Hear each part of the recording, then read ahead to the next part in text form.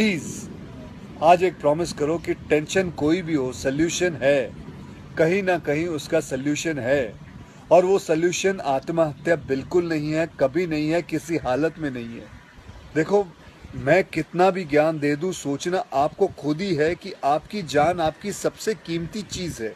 चाहे कोई भी बड़े से बड़ा स्ट्रेस हो लाइफ में, एक बार इमेजिन करो अपने माँ बाप की हालत अगर उन्हें पता चले कि तुमने अपनी जान ले ली है, खुदकुशी कर ली है। शायद आप सोच भी नहीं सकते कि उनको कैसा फील होता होगा। एकदम डायरेक्ट बोलूं, दिल से बोलूं, मेरा पहला नेशनल अवार्ड जो मुझे आज हमारे आदरणीय राष्ट्रपति जी के हाथों से मिलेगा, मैं बता नहीं सकता कि कितनी खुशी हो रही है। आपको पता है, जिस दिन इस नेशनल अवार्ड की अनाउंसमेंट हुई थी ना, उस दिन मैं अपनी माँ से बात करते हुए अपने बचपन का एक दिन याद कर रहा था, जिस दिन एग्ज़ाम का रिजल्ट आया था और मेरे मार्क्स बिल्कुल अच्छे नहीं थे। आप लोगों से झूठ नहीं कहूँगा, मैं उस कक्षा में फेल हो गया था। रिपोर्ट कार्ड लाते हुए मैं ये सोच रहा था कि आज घर में बड़ी कुटाई होने वाली है यार। उस दिन मेरे पिताजी ने मुझे सामने बिठाया और बड़ी शांति से कहा, देखो बेटा, तुम करना क्या चाहते हो, ये बताओ मुझे, बताओ करना क्या चाहते हो। मैंने कहा, पापा मैं स्पोर्ट्स में मन लगता है मेरा, मैं खेल कूद करना चाहता हूँ, खिलाड़ी बनना चाहता हूँ। उन्होंने कहा, ठीक है, फिर उसमें ध्यान दो, हम सपोर्ट करेंगे, साथ में थोड़ी पढ़ाई भी करो। आप विश्वास नहीं करोगे, खेलते खेलते मैं मार्शल आर्ट करने लग गया, मैं मॉडलिंग में आ गया, एक्टिंग शुरू कर दी। उन्होंने हर चीज़ में मुझे सपोर्ट किया। अगर उस दिन मेरे पेरेंट्स ने ये ना समझाया होता कि मेरी स्ट्रेंथ किस चीज़ में है, तो आज मैं सोच भी नहीं सकता कि ये नेशनल अवार्ड कभी मेरे हाथ पे होता। ये अपने लाइफ की कहानी मैं आपको एक वजह से सुना रहा हूँ। कुछ दिन पहले अखबार में मैंने पढ़ा था कि एक आईआईटी के स्टूडेंट्स ने फांसी लगा के आत्महत्या कर ली। स्ट्रेस में था पढ़ाई के लिए। उससे कुछ दिन पहले मुंबई में एक मैनेजमेंट स्टूडेंट ने एक 5 स्टार होटल के रूम से छलांग लगाकर अपनी जान दे दी। एग्जाम में फेल हो गया था। मैं कहीं ये भी पढ़ रहा था कि करीब 8 लाख लोग हर साल वर्ल्ड में अपनी जान खुद ले लेते हैं और उसमें तकरीबन 1.5 लाख लोग सिर्फ हिंदुस्तान से होते हैं। और यंग लोगों में आत्महत्या के सबसे बड़े कारण जो होती है वो होती है पढ़ाई या फिर रिलेशनशिप का स्ट्रेस। क्यों? तुम्हारी जान एक एग्जाम के मार्कशीट से सस्ती हो गई है?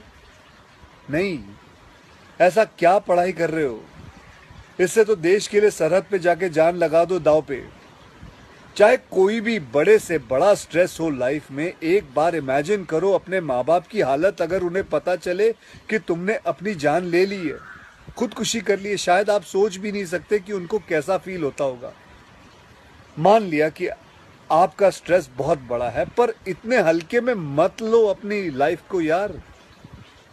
आपको पैदा करने वालों को जिंदगी का सबसे बड़ा दुख दे के मत जाओ।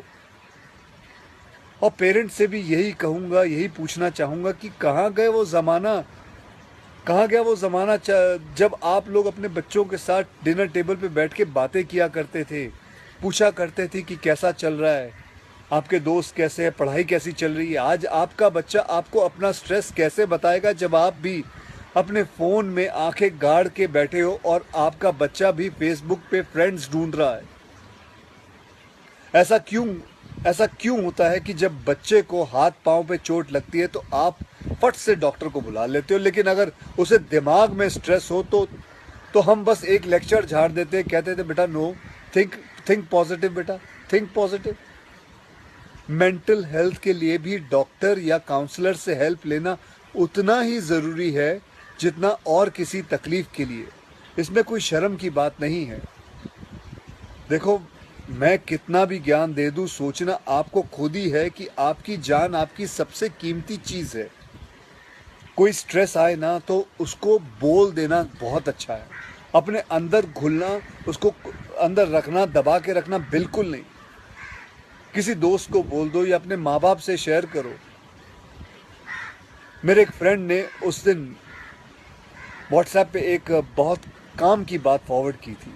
एक हॉस्पिटल की ओपन हार्ट सर्जरी यूनिट के बाहर एक शेर लिखा हुआ था, मैं आपसे शेयर करना चाहता हूँ।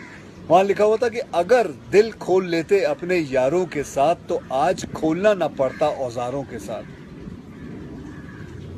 भैया मुझे एक प्रॉमिस करो कि आज प्लीज़ आज एक प्रॉमिस करो कि टेंशन कोई भी हो सल्यूशन है, कहीं ना कहीं उसका सल्यूशन है और वो सल्यूशन आत्महत्या बिल्कुल नहीं है, कभी नहीं है, किसी हालत में नहीं है। अपना ध्यान रखो, मिलते हैं फिर। Till then, next time, good bye.